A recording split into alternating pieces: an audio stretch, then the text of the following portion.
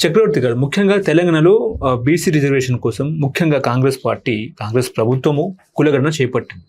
ఆ తర్వాత అసెంబ్లీలో చట్టం చేసింది. చట్టం చేసిన తర్వాత ఆ బిల్లును గవర్నర్ వద్దకు పంపింది. ఆ గవర్నర్ ఉన్న బిల్లు అట్లనే పెండింగ్లో ఉంది. ఆ తర్వాత ముఖ్యంగా ఏంటంటే సుప్రీంకోర్టు గైడెన్స్ ప్రకారము రిజర్వేషన్ అయినా సరే 50% మించి దాటొద్దు అని చెప్పి సుప్రీంకోర్టు గైడ్లైన్స్ ఉన్న తరుణంలో సుప్రీంకోర్టు ఇది హైకోర్టులకు సంబంధించిన విషయం అన్నట్టు సుప్రీంకోర్టు పంపేసింది. నిన్న వాదోపవాదాలు జరిగింది, సుదీర్ఘ వాదోపవాదాలు జరిగిన తర్వాత కూడా హైకోర్టు ఈ 42% రిజర్వేషన్ మీద స్టే ఇచ్చింది. ఏదైతే 42% రిజర్వేషన్ తేలిన తర్వాతనే స్థానిక సంస్థల ఎన్నికలు, అదేవిధంగా దీని మీద స్టే ఇచ్చింది కాబట్టి ఇప్పుడు స్థానిక సంస్థల ఎన్నికలు కూడా బ్రేక్ అయింది. ఓవరాల్గా మీరేం చెప్తారు దీని మీద? ఓకే, స్థానిక సంస్థలని ఈ విధంగా అన్ని ప్రభుత్వాలు కూడా దేశవ్యాప్తంగా స్థానిక ఎన్నికలు ఎప్పుడూ సరైన టైంకి జరగట్లేదు. జరిగిన స్థానిక పరిపాలనా వ్యవస్థకు వాళ్ళకి పెద్ద అధికారాలు ఇవ్వటం లేదు. ఇన్ఫ్యాక్ట్ పివి నరసింహరావు గారి టైంలో వచ్చిన రాజ్యాంగ సవరణ ఫర్ డీసెంట్రలైజేషన్ ఈ స్థానిక సంస్థలకు అపారమైన హక్కులు ఇచ్చే విధంగా రాజ్యాంగ సవరణ చేశారు ఇన్ పివి నరసింహరావు గారి time. But not much Hess happened. Kerala కొంచెం చేసింది అన్నారు దాంట్లో, but I'm digressing. But reservations have become a big vote bank politics అండి. ఈ రాజకీయ నాయకులు కానీ ఈ పార్టీలు కానీ ఏవి కూడా ఈ బడుగు బలహీన వర్గాలకి మేలు చేసే ఆలోచనతో ఈ రిజర్వేషన్ తెస్తున్నాయని నేను అనుకోవట్లేదు. ఎంతసేపు ఆ ఓట్లు రావాలి, బికాజ్ 78 ఏళ్ళు అయింది. 78 ఏళ్ళుగా భారతదేశంలో రిజర్వేషన్ ఉంది. అయినప్పటికీ నేను గ్రామాల్లో చూస్తే దళితులు పరిస్థితి అంత గొప్పగా ఏం లేదు. They are not doing well. They have not అగ్రవర్ణాలకు మ్యాచింగ్గా ఏమి అభివృద్ధి చెందలేదు ఈ రోజు కూడా. So something is blatantly wrong. మన వ్యవస్థలో అన్ని వర్గాలని అభివృద్ధి చేయడంలో మన వ్యవస్థలు విఫలమయ్యాయి. దాట్ ఈస్ సైడ్ 42% మొన్న కవిత గారు కూడా ఈ బీసీ రిజర్వేషన్ నుంచి గట్టిగా మాట్లాడుతున్నారు. కాంగ్రెస్ ప్రభుత్వం కొంత ఒత్తిడికి గురి కావచ్చు. But I'm just saying it is purely an election ploy. సరే, హైకోర్టులో వెళ్ళి చేస్తారేమో కానీ, బట్ హైకోర్టు నుంచి మళ్ళీ సుప్రీంకోర్టుకి వెళ్ళొద్ది.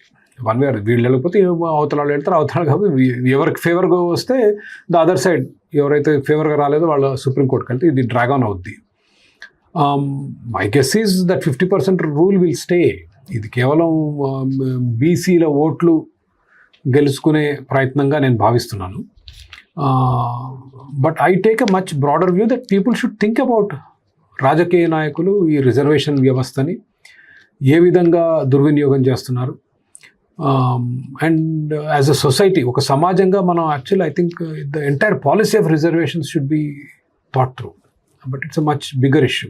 బట్ ఫర్ మూమెంట్ నా అభిప్రాయంలో ఇదేదో బీసీలకు సహాయం చేయడానికో ఎస్సీలకు చేయడానికో కాదు, వాళ్ళ ఓట్లు పొందడానికి మన రాజకీయ నాయకులు దేనికైనా విల్లింగ్గా ఉంటారు. ఓకే, చక్రవర్తి గారు, ముఖ్యంగా బీహార్ ఎన్నికల విషయానికి వస్తే బీహార్లో తేజస్వి యాదవ్ గారు ఒక ప్రకటన చేశారు. ఆయన ఏమన్నారంటే ప్రభుత్వ ఉద్యోగాల కోసం అదేవిధంగా ఒక చట్టం తీసుకొస్తాను, ఆ చట్టంలో ఏంటంటే ఇంటింటికి ఉద్యోగం ఇస్తాను అన్నట్టు కూడా మాట్లాడారు.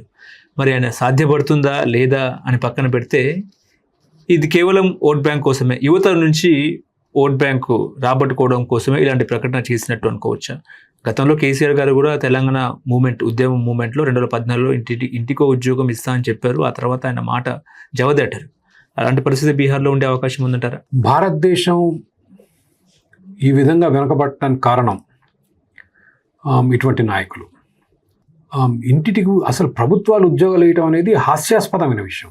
It doesn't make sense. అసలు ఉద్యోగం అంటే ఏంటి? ఉద్యోగం అంటే you have to produce something, ఉత్పత్తి. ఇప్పుడు భారతదేశంలో 140 కోట్ల జనాభా, ఏసీస్ అందరికి కావాలి, కానీ మనం బాగా ట్రాపికల్ కంట్రీ, ఏసీలు అందరికి కావాలి, ఫ్రిడ్జ్ అందరు తీసుకుంటారు, మోటార్ సైకిళ్ళు కావాలి, ఫోన్లు అన్నీ కావాలిగా. కోట్ల మంది అన్ఎంప్లాయిడ్ ఉన్నారు కదా.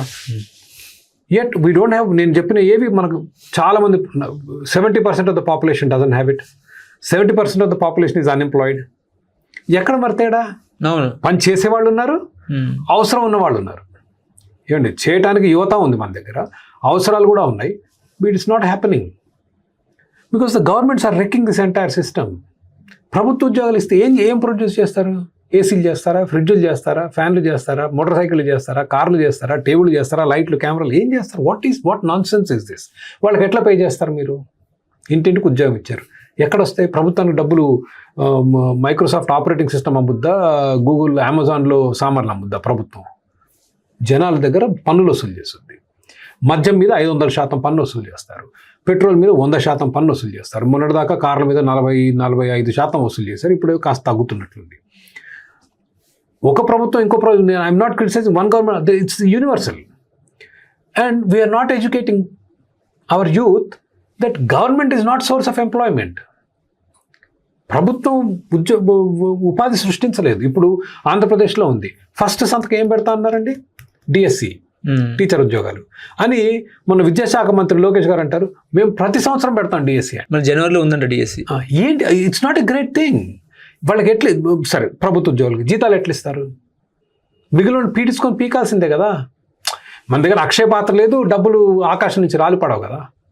ఇది మన నాయకులు చెప్పడంలో విఫలమయ్యి ఇంటింటికి ఒక ఉద్యోగం ఇస్తాం, ఇంటింటికి ఒక ఉద్యోగం అంటే అదే జగన్మోహన్ రెడ్డి గారిది. ఏది? వాలంటీర్లా? వాలంటీర్. బేసికల్ that's what it is.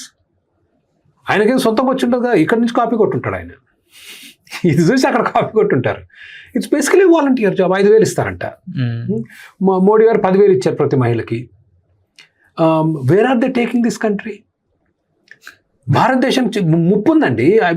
The country is in danger because మన నైబర్స్, మన చుట్టుపక్కల వాళ్ళు అనూహ్యమైన అభివృద్ధిని సాధిస్తున్నారు.